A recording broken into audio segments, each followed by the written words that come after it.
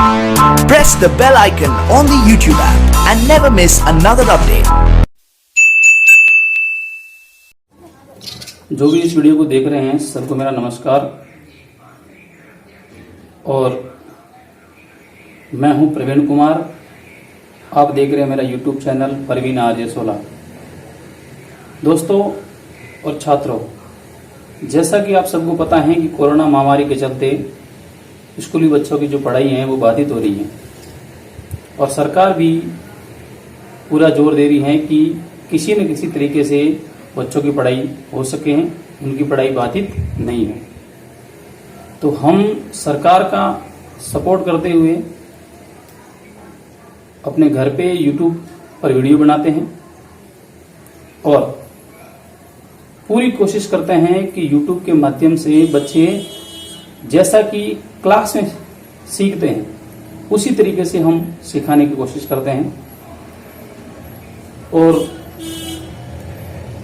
आज से मैं ये क्लास स्टार्ट कर रहा हूं जिसमें 10वीं कक्षा की संस्कृत पुस्तिका जो है स्पंदना, उसमें से हम जैसा भी समय मिलेगा एक एक पार्ट करके अपने पढ़ाते रहेंगे और कोशिश करेंगे कि जल्दी से जल्दी अपना सिलेबस पूरा करेंगे, अच्छे से अच्छे तरीके से समझाते हुए।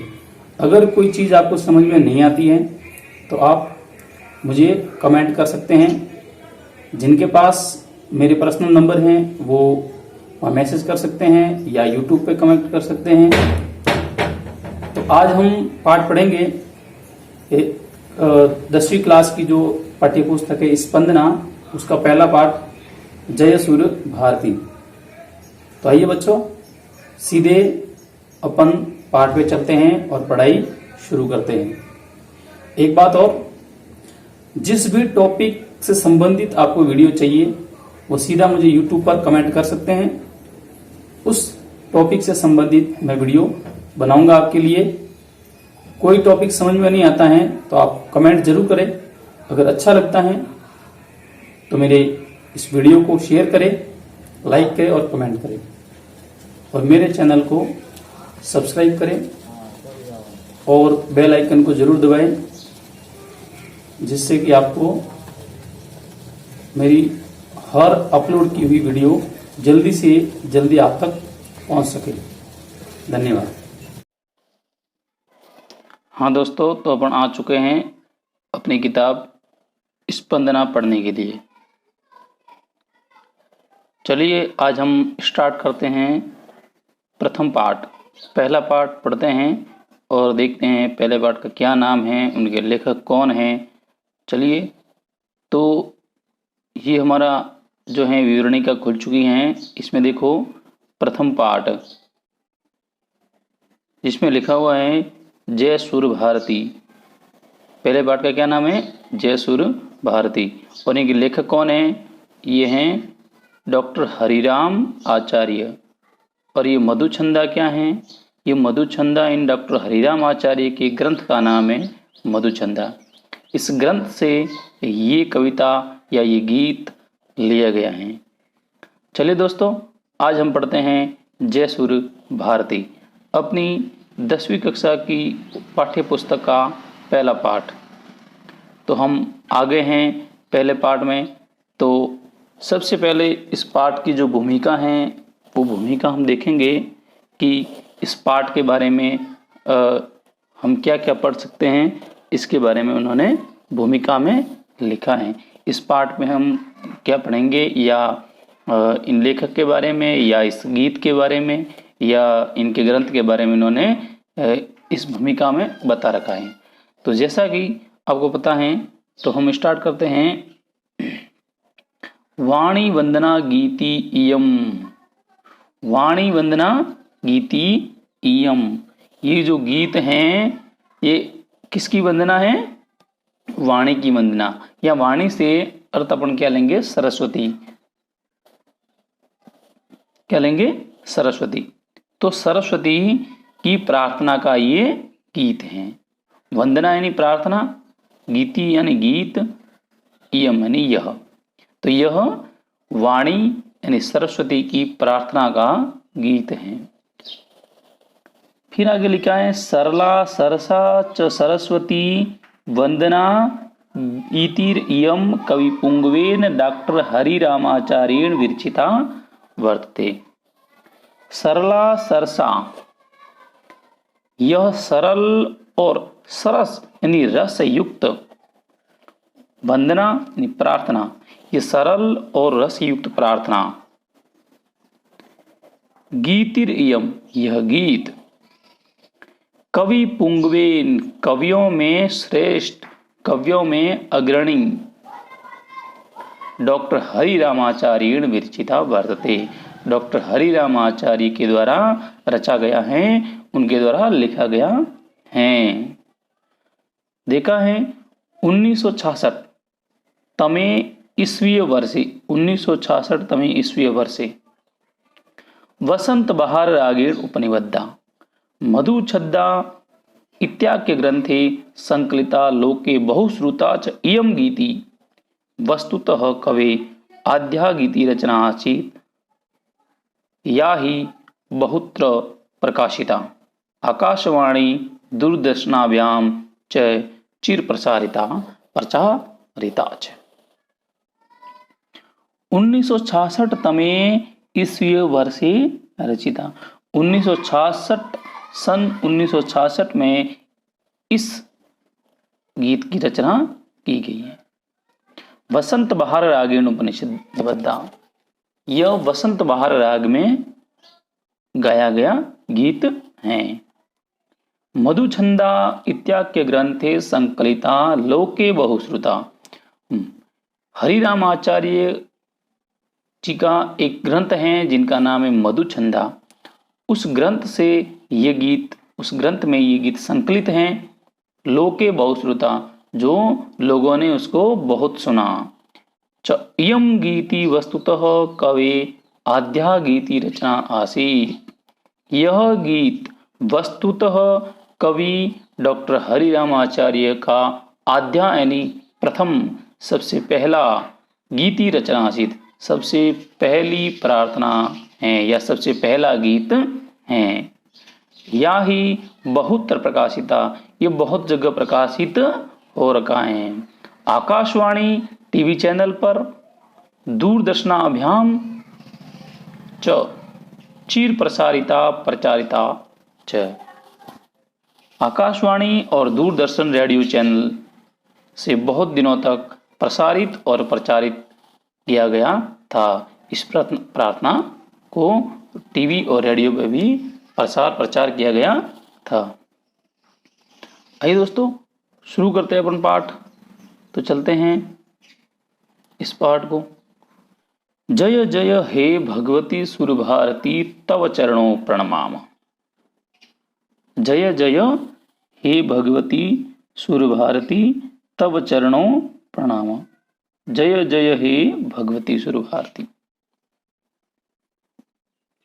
भगवती यानी देवी, सुरभारती यानी स्वर की देवी, शब्द की देवी।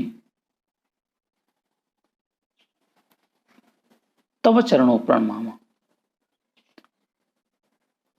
हे शब्द की अधिकारिणी देवी, हे देवी सरस्वती तुम्हारी जय हो, तुम्हारी जय हो। हे देवी सरस्वती तुम्हारी जय हो। त्व चरणों प्रणमाम, तव यानी तुम्हारे चरणों यानी चरणों में, प्रणमाम यानी प्रणाम करते हैं। हे सरस्वती देवी तुम्हारी जय हो, तुम्हारे चरणों में प्रणाम करते हैं। नाद ब्रह्ममयी जय वागीश्वरी, नाद यानी शब्द, नाद का मतलब क्या होता है? शब्द, शब्द रूपी ब्रह्ममयी यानी शब्द ब्रह्म से युक्त, शब्द ब्रह्म से युक्त जय वागीश्वरी, जय यानी जय हो, वागीश्वरी वाक यानी वाणी, ईश्वरी यानी देवी, जो वाणी की देवी हैं। शरणम ते गच्छाम, तुम्हारी शरण में हम जाते हैं। जय जय भगवती सुरभारती, हे देवी सरस्वती तुम्हारी जय हो। तव चरणों प्रणमाम, तुम्हारे चरणों में प्रणाम करते हैं। हे शब्द ब्रह्ममयी वाणी की स्वामिनी, नाद ब्रह्ममयी जय वागीश्वरी, हे शब्द ब्रह्ममयी वाणी की स्वामिनी, शरणम ते गच्छाम, यानी हम तुम्हारी शरण में जाते हैं। आगे का जो है लाइन है वो ये है, त्वमसि शरण्या त्रिभुवन धन्या, धन्य तीनों लोकों में जो धन्य है, यानी तीनों लोकों में श्रेष्ठ। सुर मुनि वंदिता चरणा, यानी सुर यानी देवता, मुनि यानी ऋषि मुनि, वंदिता यानी वंदन, जो वंदित यानी वंदन किए गए हैं, वंदना की गई है, शरणा चरणा यानी तुम्हारे चरणों की। देवी, हे देवी,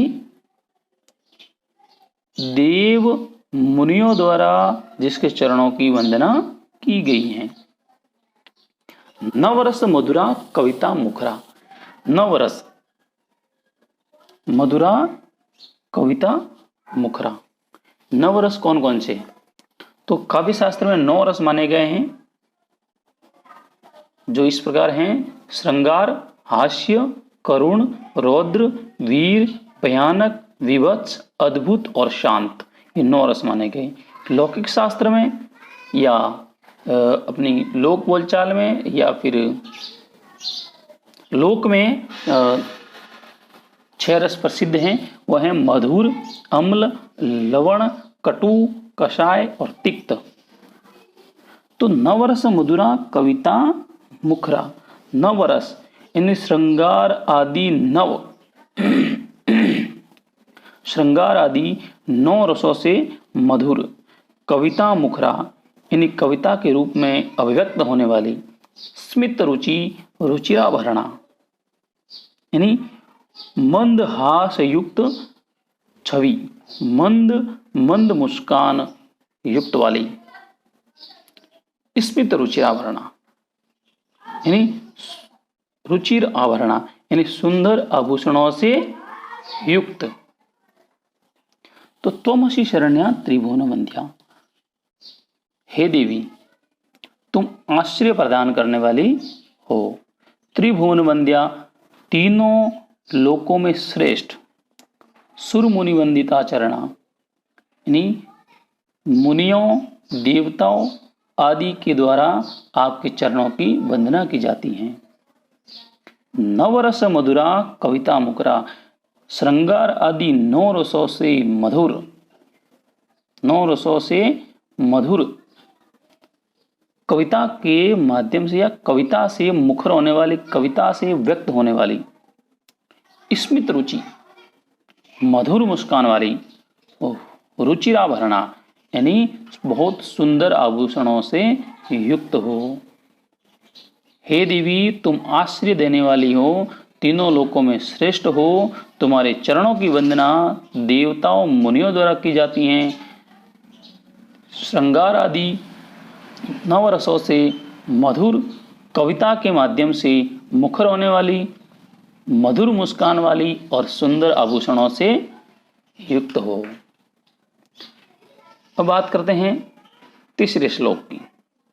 आसीना भव मानस हंसी, यानी आसीना भव यानी आप विराजे, बैठे, मानस हंसे, मानस हंसे का मतलब होता है मन रूपी हंस, मन रूपी हृदय पर विराजमान। इसके 2 अर्थ हैं मानस हंस, एक तो मानसरोवर का जो हंस है उसके लिए आया शब्द, और एक है मानस हंस यानी मन रूपी हृदय।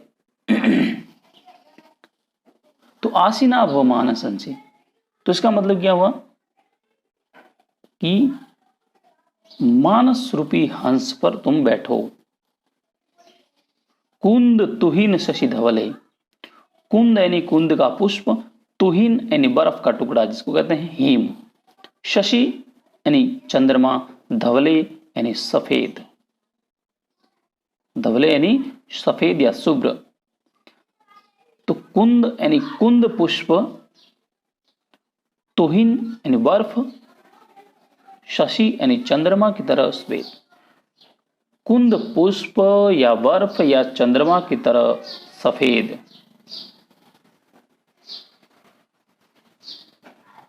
हर जड़ताम कुर्बोधि विकासम। हर यानी हरने के अर्थ में आया है शब्द हरण करना, दूर ले जाना, दूरीकरण करना।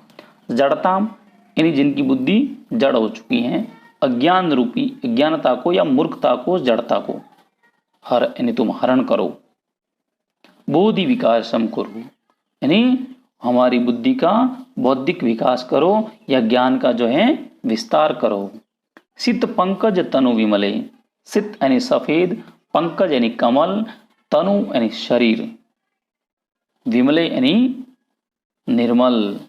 सित पंकज तनु विमले यानी सफेद कमल के समान शरीर वाले। अब इसका पूरा अर्थ देखते हैं कि हे चमेली या बर्फ या चंद्रमा, चमेली के पुष्प यानी कुंद के पुष्प, बर्फ या चंद्रमा के समान शुभ्र श्वेत कमल के समान निर्मल शरीर वाली देवी सुर भारती, तुम मान सरोवर के राजहंस पर अर्थात मेरे हृदय रूपी मन पर या हृदय रूपी हंस पर विराजे और मेरी मूर्खता को दूर करे और मेरे अंदर ज्ञान का संचार करे, ज्ञान का विकास करे।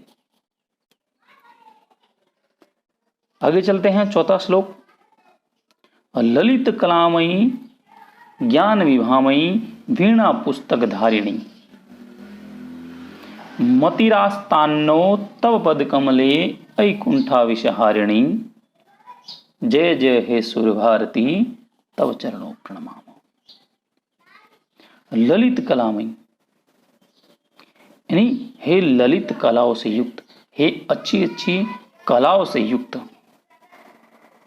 ज्ञान विभामयी ज्ञान कांति, ज्ञान विभा का मतलब कांति, मई यानी युक्त, ज्ञान कांति से युक्त। वीणा पुस्तक धारिणी जिनके हाथ में वीणा और पुस्तक यानी किताब धारण की गई है, रखने वाली। वीणा पुस्तक धारिणी वीणा और पुस्तक को धारण करने वाली। मतिरास्तानो तव पद कमले ऐ कुंठा विषहारिणी यानी कुंठा विषहारिणी, कुंठा रूपी विष का हरण करने वाली। मति यानी बुद्धि, तो पद कमले मतिरास्तानो तव पद कमले ऐ कुंठा विषहारिणी। हे कुंठा रूपी जहर को दूर करने वाली मेरी बुद्धि। मतिर आस्तानो तव पद कमले मेरी जो बुद्धि है वो हमेशा आपके चरण कमल में लगी रहे।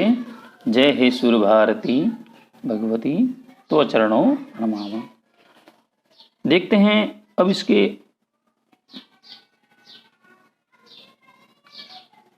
प्रश्नोत्तर देखते हैं।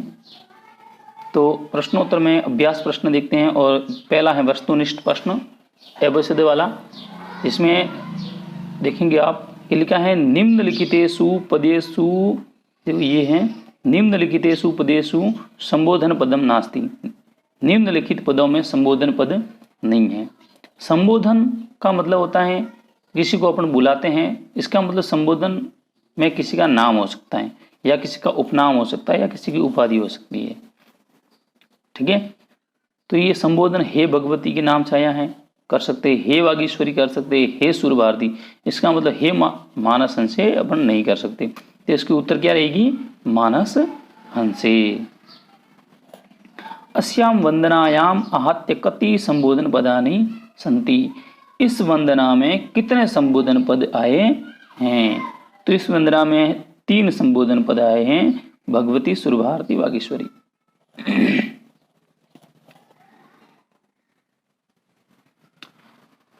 आगे देखा जाए, तीसरा सवाल यह